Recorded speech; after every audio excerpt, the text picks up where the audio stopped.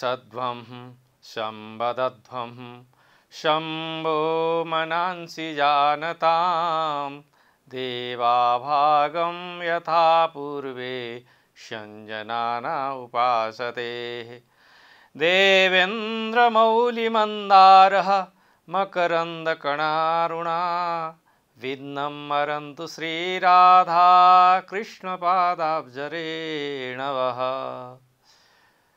अज्ञानतिमिरान्धस्य ज्ञानाञ्जनशलाकया चक्षुरुन्मिलितं येन तस्मै श्रीगुरवे नमः। न्यूज नेपाल टेलिभिजन का माध्यमबाट श्रीमद् भगवत गीताको दैनिक प्रवचन सुन्नुहुने सम्पूर्ण दर्शकवृन्द, गीता प्रेमी, स्वधर्म स्वसंस्कृति तथा सनातन धर्मका अनन्य अनुयायीहरूमा हार्दिक नमन। भगवान श्री कृष्ण, श्री पशुपतिनाथ, श्री भद्रकाली, महादेवी पार्वती सबैको शुभ आशीर्वाद यहाँहरूमा अवश्य लाग्नेछ। हामी निरन्तर श्रीमद् भगवत गीताको स्वाध्यायमा छौं। आज श्रीमद् भागवत गीताको तेस्रो अध्याय यहाँहरू समक्ष प्रस्तुत गर्छु।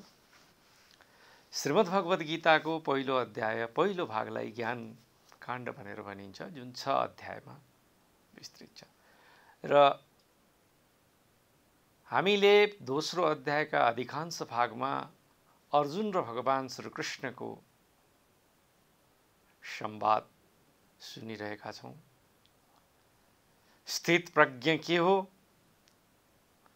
भन्ने बारे बडो सुन्दर प्रवचन भगवान श्रीकृष्णबाट अर्जुनलाई प्राप्त भयो।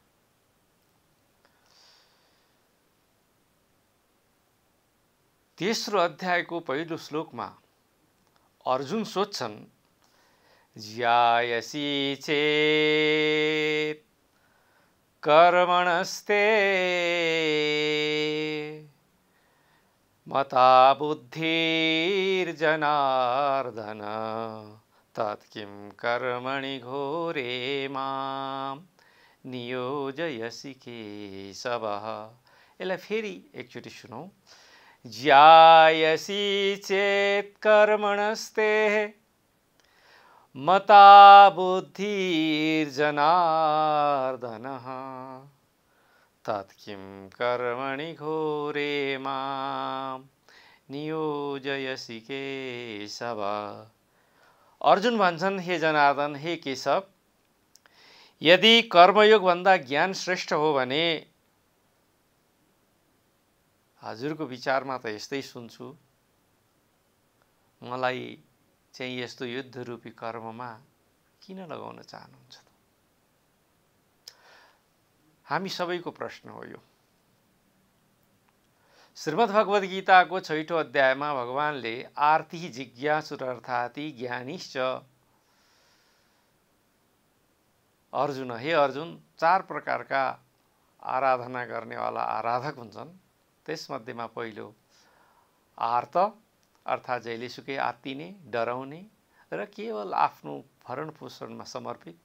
दोस्रो अर्थार्थी अर्थात् जहिलेसुकै अर्थको लागि, धन सम्पत्तिको लागि मरिमेट्ने। तेस्रो चाहिँ जिज्ञासु,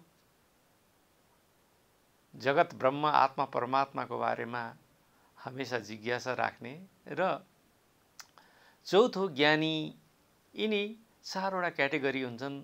यिनी 4वटा चाहिँ मोटिभेसनका आधारमा व्यक्तिले काम गर्छ भनेर भगवान कृष्णले प्रश्न पार्नु भएको थियो भनेदेखि यहाँ चाहिँ कृष्ण यिनी सबै कर्महरूमा श्रेष्ठ ज्ञानी हो भनेर तपाईले भन्ने, तर मलाई चाहिँ युद्ध रूपी महादारुण कर्ममा चाहिँ किन लगाउनु खोज्दै हुनुहुन्छ?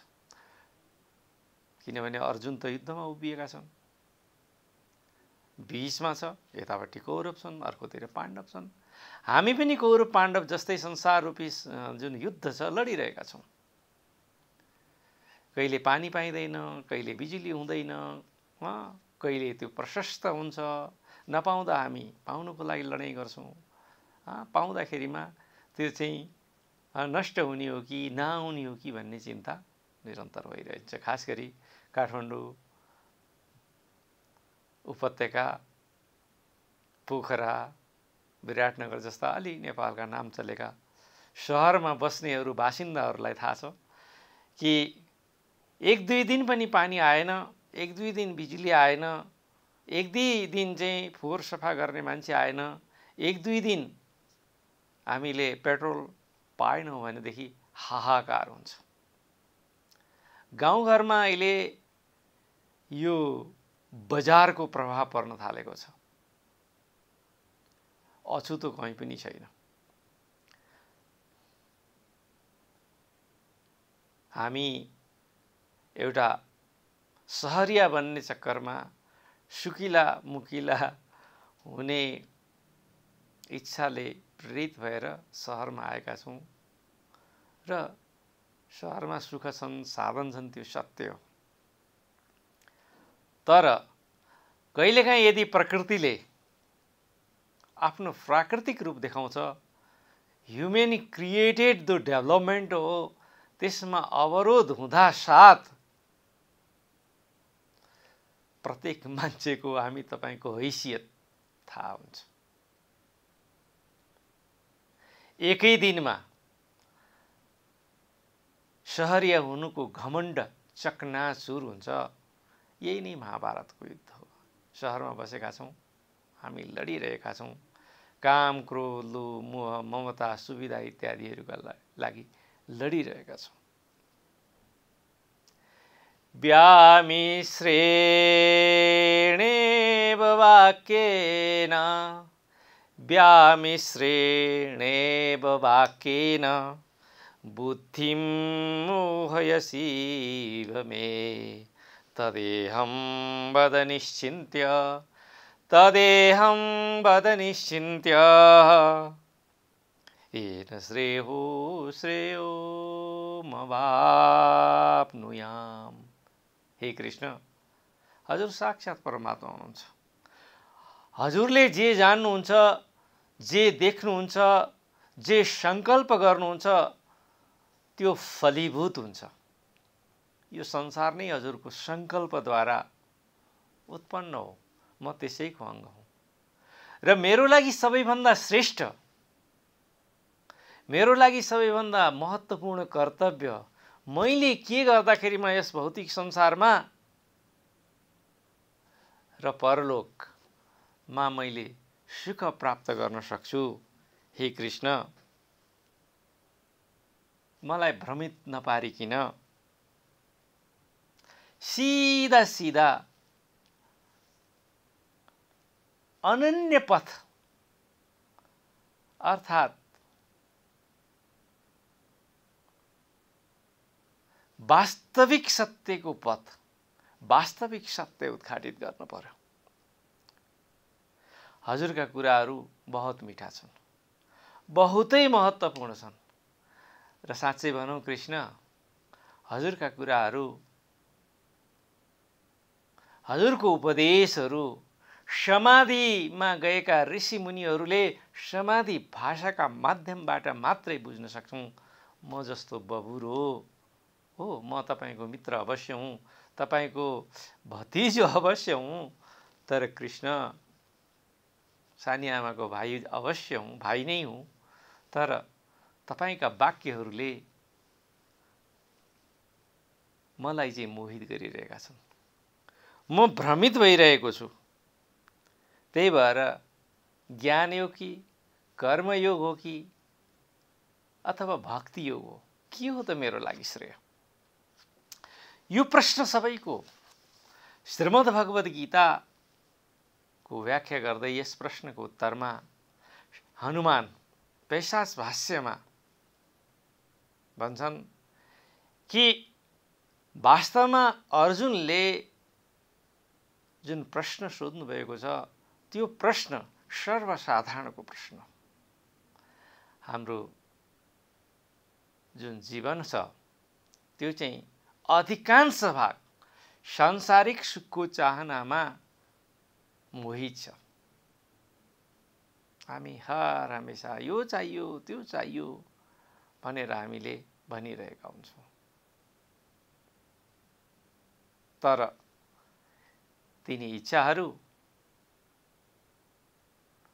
कहिलेकाहीँ बडो परिश्रम गर्दा पनि पूर्ति गर्न सकिँदैन, कहिलेकाहीँ स्वतमेव पूर्ति हुन्छ, कहिलेकाहीँ तिनी पूर्ति हुँदै हुँदैन। त्यसले गर्दा व्यक्तिहरू दुखी रहन्छन्। हामी मध्ये धेरै असफल भएका छौँ, धेरैचोटि सफल पनि भएका छौँ। कहिलेकाहीँ हामी आफैले कर्म छोडेका छौँ। कहिलेकाहीँ एकदम ज्ञान प्राप्त भए जस्तो लाग्छ, सामान्यतया ज्ञान प्राप्त भए जस्तो लाग्छ, तर त्यस्तो हुँदैन।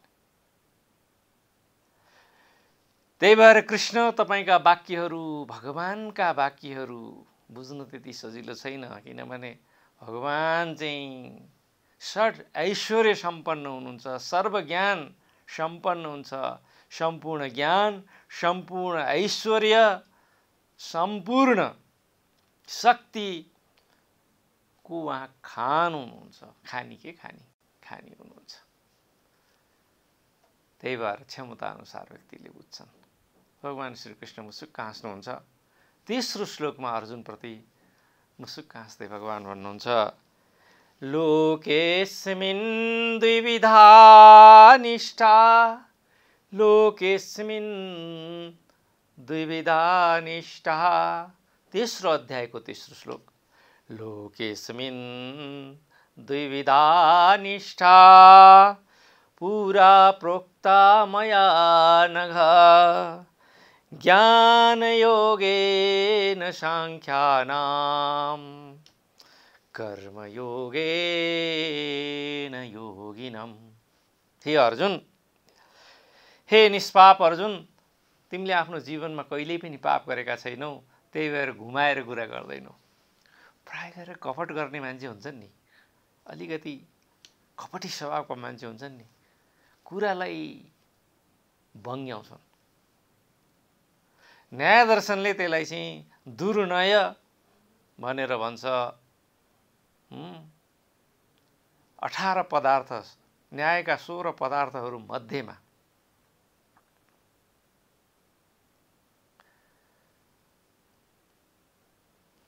विभिन्न दुर्नयहरू पनि पर्छन्।